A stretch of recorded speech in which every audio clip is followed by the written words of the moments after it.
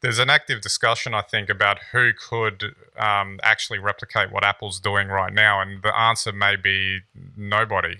Not unless a completely new company or say someone like Microsoft decides to invest in building a system where they build the whole stack themselves. The Surface doesn't really apply in this instance because although they're building the hardware, they're still using Intel chips, etc. And it would seem that if you look at the alternatives, they'd almost have to, like a couple of them would have to come together like as a group to replicate what Apple's doing, and that's only because of the nature of the way they chose to pursue the strategy to begin with. So, way back when Apple was always about we're doing the whole thing, and now 40 years later, it's really going to pay off.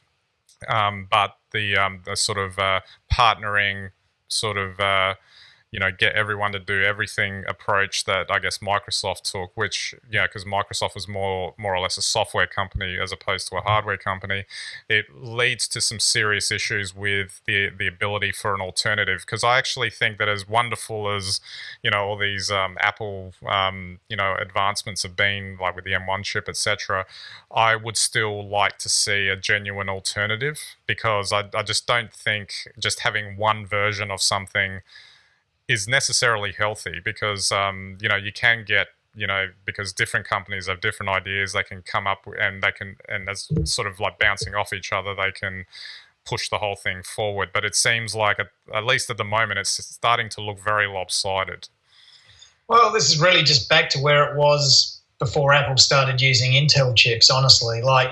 Back then there was Apple and then there was everyone else.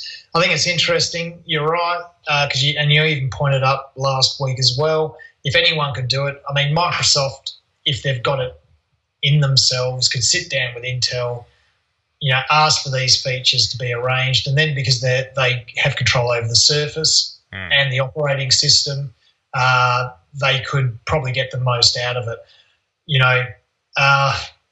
But let's face it, I mean, probably in this day and age, there's room for someone like Elon Musk or Amazon, Bezos, to start their own brand, an Amazon computer, and there's no reason they couldn't, do what Apple have done and probably usurp straight away all the chip makers.